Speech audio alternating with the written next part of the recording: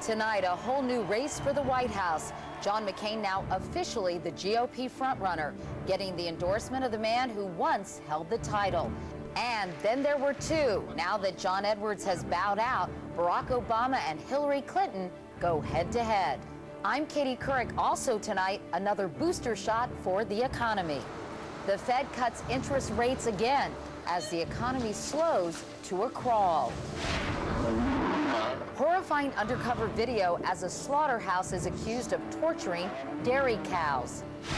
And discovering your secret self, how you can decode your own DNA. This is the CBS Evening News with Katie Couric. Good evening, everyone. Just a few months ago, he was an also-ran. Tonight, John McCain is on track and leading the pack. After winning Florida's 57 GOP delegates, he is now the frontrunner ahead of Mitt Romney and Mike Huckabee in the race for the 1,191 needed to capture the Republican presidential nomination. More than 1,000 GOP delegates in 21 states will be up for grabs next Tuesday. Not enough for McCain to clinch the nomination, even if he won them all. But he has that intangible political attribute going for him, momentum. Bill Whitaker in Los Angeles is covering the McCain campaign for us. And Bill, John McCain is clearly relishing the moment. Katie, John McCain couldn't have asked for two better days. First, the victory in Florida, and tonight, this big gift from Rudy Giuliani. Just moments ago, here at the Reagan Library, the two men took to the stage, and Rudy Giuliani made it official. He's dropping out of the race and throwing his support behind John McCain. Senator McCain? John McCain is the most qualified candidate to be the next commander-in-chief of the United States. He is an American hero, and America could use heroes in the White House. I not only thank him for his friendship, I want to thank him for his leadership of America. I want to thank him as we wage the struggle to secure the presidency of the United States. Now, the big question tonight is, how does this change the dynamics of the race? Since both men appeal to the same GOP voters, can McCain now rally the entire party behind him? The Florida primary was an all-Republican affair, and John McCain won all segments except conservatives. So last night he reminded that crucial core of GOP voters that he was an early soldier in the Reagan Revolution. I am as proud today to be a Republican conservative as I was then. But winning over conservatives could be harder than cementing his new frontrunner status. He is not the choice of conservatives. McCain is routinely savaged by Rush Limbaugh and other conservative stalwarts for breaking ranks on immigration, taxes, and global warming. And then there's Mitt Romney, who has consistently won among conservatives, attacking from the right. If you want that kind of a liberal Democratic course as president, then you can vote for him. But Romney is vulnerable on his right, as long as Mike Huckabee is competing for the same voters. Huckabee stays in, and if he keeps at it, he could end up costing Mitt Romney the nomination. Now, both Romney and Huckabee say they have no intention of dropping out of this race. And Romney, for one, has the deep pockets to keep fighting and attacking way beyond Super Tuesday. Katie? Bill Whitaker reporting from Simi Valley, California tonight. It was a big day for the Democrats as well. John Edwards today gave up his second run for the White House after failing to win a single state this time. His campaign ended where it began, in New Orleans. Jim Axelrod is there. And Jim, no one really expected John Edwards to drop out, at least not 6 days before Super Tuesday. That's right, Katie. John Edwards made the decision to get out just within the last 48 hours. In fact, even his senior staff didn't find out about it until early this morning. Today, I am suspending my campaign for the Democratic nomination for the presidency. 0 for 4 in primaries and caucuses, behind in cash and delegates, and coming off a drubbing in his native South Carolina, John Edwards decided it was time to go. Do not give up on the causes that we have fought for. Do not walk away from what's possible. The timing seems odd, if only because he repeatedly said he was staying in through Super Tuesday. Aides say it has nothing to do with his wife's illness. The bottom line is her cancer is back, which had returned last year. When John Edwards thought about getting out then, Elizabeth Edwards told him to stay in the race. You know, I'm as ready as any person can be. The millionaire trial lawyer with a populist bent. This son of a mill worker is going to be just fine. Edwards hitched his hopes on a fight against poverty and for the middle class. While the man who ran for vice president 4 years ago often set the policy agenda in this campaign, pushing for universal health care and restraints on lobbyists. In this historic year, he was the odd man out.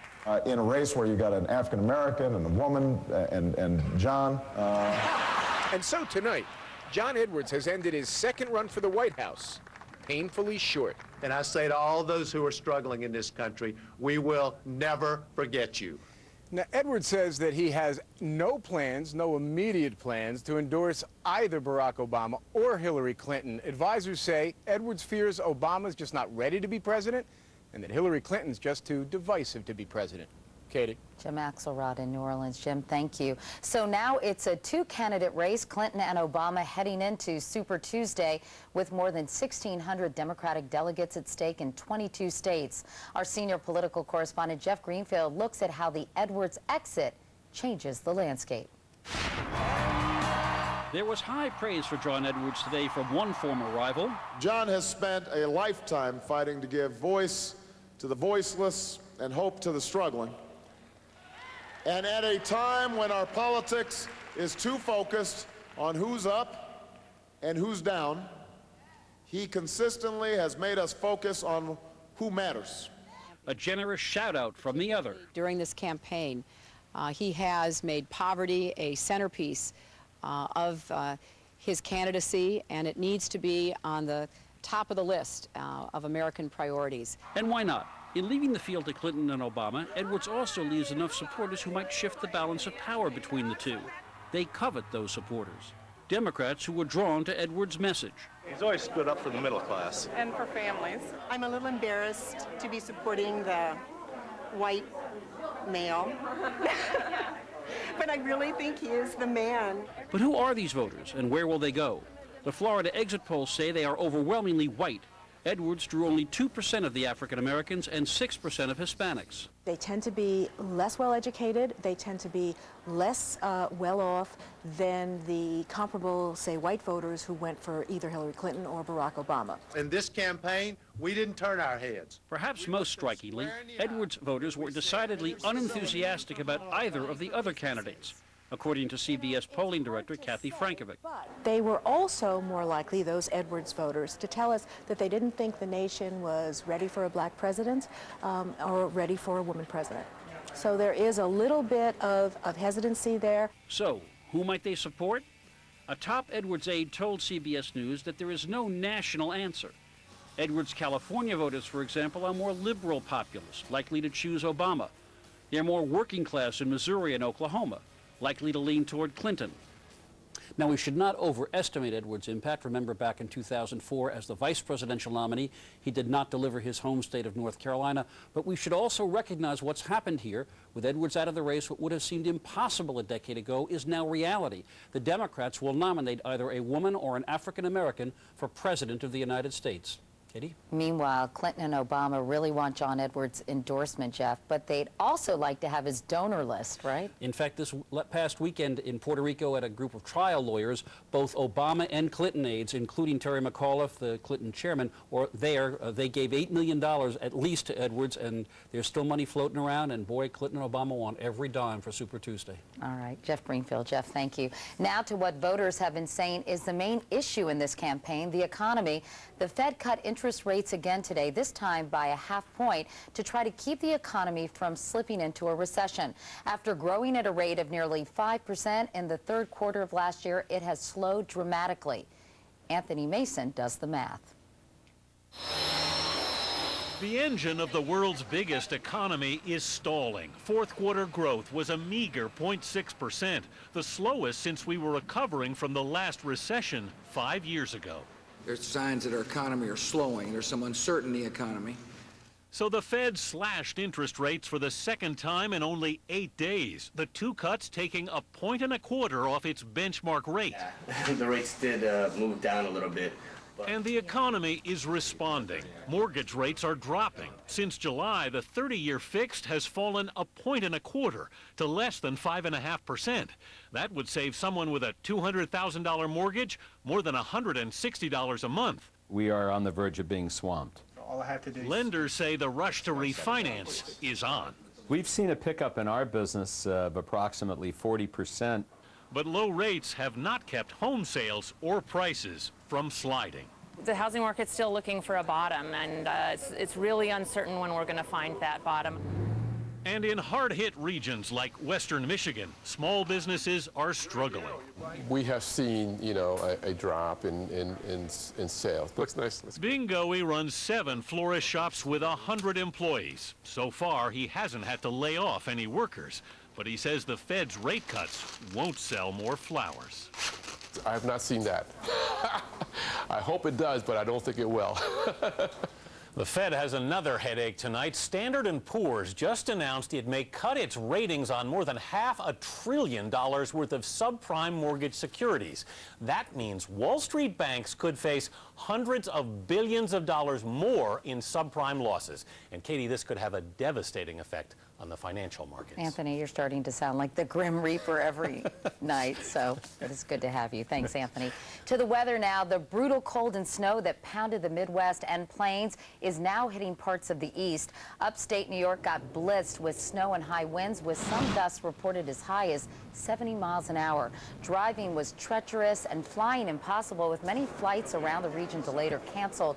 The storm toppled trees, damaged buildings, and knocked out power to tens of thousands of people.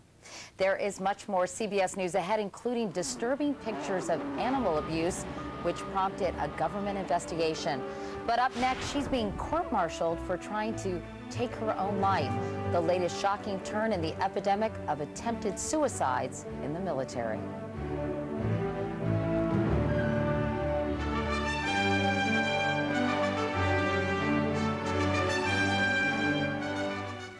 Is your sore throat remedy not strong enough? Step up to new Cepacol Maximum Numbing Lozenges with 50% more pain-numbing medicine, more than any other. Good morning. Cepacol. Step up to 50% more.